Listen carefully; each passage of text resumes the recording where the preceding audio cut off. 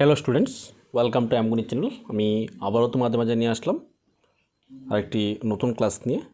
আজকে আমরা 2025 সালে তোমাদের ষষ্ঠ শ্রেণীর যে অ্যানুয়াল এক্সাম হবে সেই অ্যানুয়াল এক্সামের ম্যাথমেটিক্সে কিছু সাজেশান নিয়ে এসেছি। আমাদের যে ষষ্ঠ শ্রেণীর যে অ্যানুয়াল এক্সামের যে সিলেবাসটি আছে সেই সিলেবাসের মধ্যে আমাদের আজকে আমরা তিনটি চ্যাপ্টারের মধ্যে আলোচনা করব। দশমিক ভগ্নাংশ, তথ্য সংকলন এবং পরিমিতি। এই চ্যাপ্টারটি থেকে আমাদের কী ধরনের কোশ্চেন অ্যানুয়ালি এক্সামে আসতে পারে 2025-এ, সেই কোশ্চেনগুলি কিছু কোশ্চেন নিয়ে আমরা আলোচনা করার চেষ্টা করব। তোমরা এই ধরনের কোশ্চেনগুলি করে নিলে তোমাদের পরীক্ষাতে আনসার করতে সহজ হবে। তোমরা এই ধরনের কোশ্চেনগুলি করে নেবে।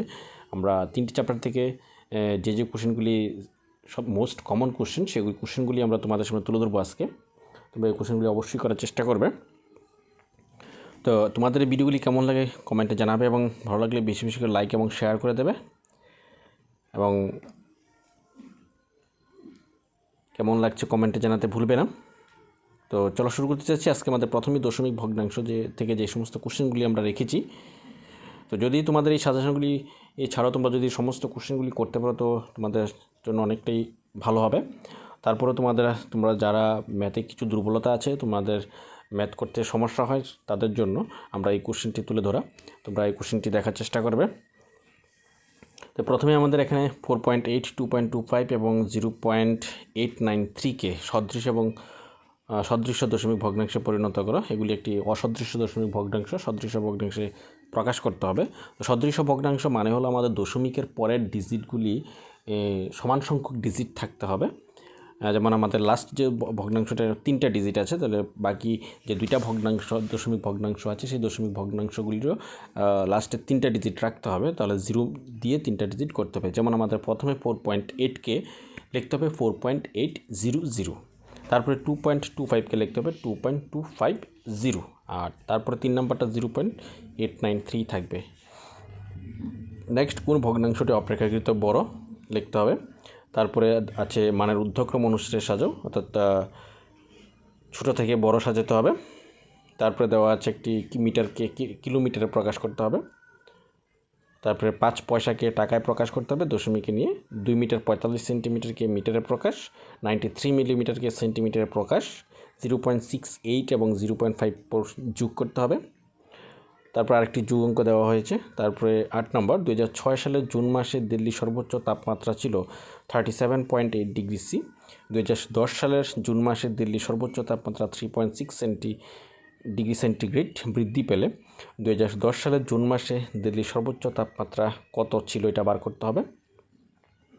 তারপর আরেকটি কোশ্চেন দেওয়া আছে, ভিকি তার শার্টের জন্য 3 মিটার 20 সেন্টিমিটার এবং তার প্যান্টের জন্য 4 মিটার 5 সেন্টিমিটার কাপড় কিনলো, সে মোট কত মিটার কাপড় কিনলো।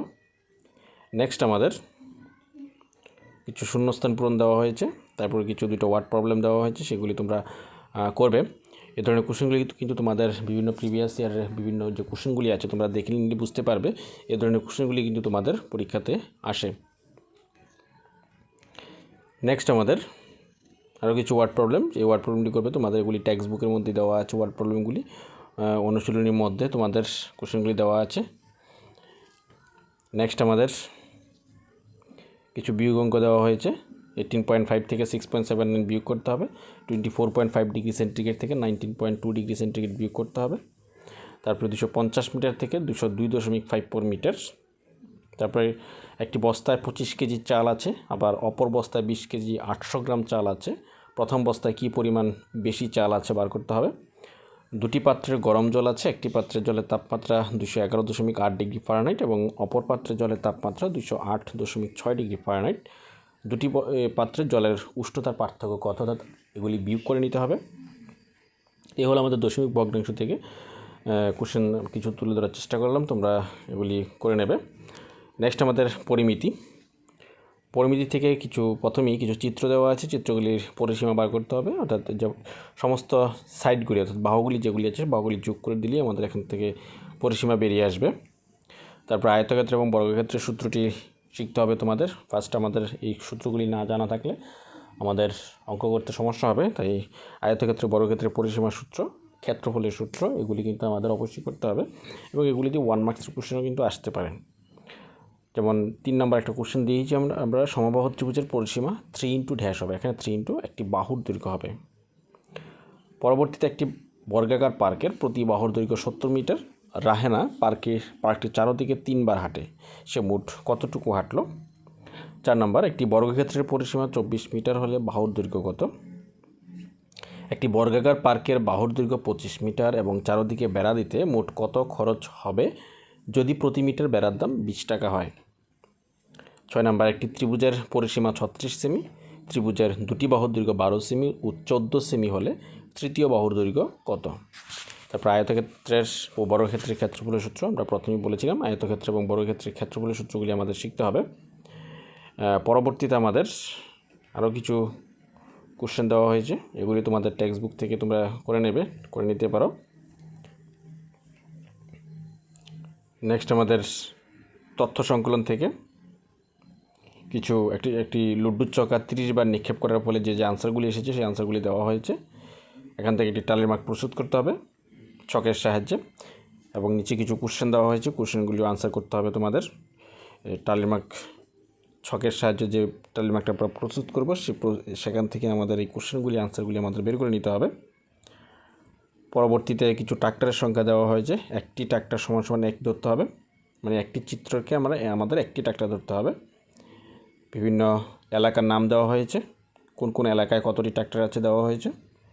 এখানে দেওয়া হয়েছে, প্রশ্নটি দেওয়া হয়েছে কোন এলাকায় সবচেয়ে কম সংখ্যক ট্রাক্টর আছে, তোমরা দেখে নেবে কোন এলাকায় কম সংখ্যক ট্রাক্টর আছে। তারপরে 2 নম্বর কোশ্চেন, কোন এলাকায় সবচেয়ে বেশি সংখ্যক ট্রাক্টর আছে। এভাবে কোশ্চেনগুলি তোমাদের এই চিত্র থেকে আমাদের বের করতে হবে।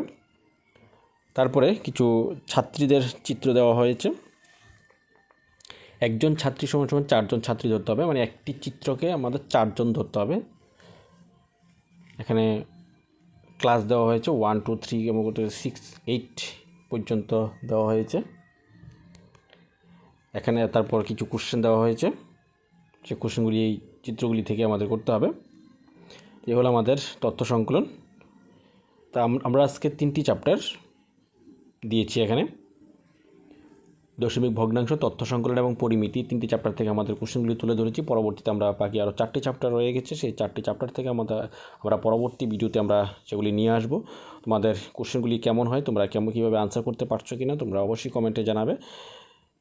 বেশি করে যদি ভালো লাগে বেশি করে লাইক এবং শেয়ার করে দিয়ে অন্যদেরকে দেখার সুযোগ করে দেবে, এবং অবশ্যই চ্যানেলটিকে যদি সাবস্ক্রাইব করা থাকে সাবস্ক্রাইব করে পাশে থাকবে পরবর্তী ভিডিও পাওয়ার জন্য। Thank you.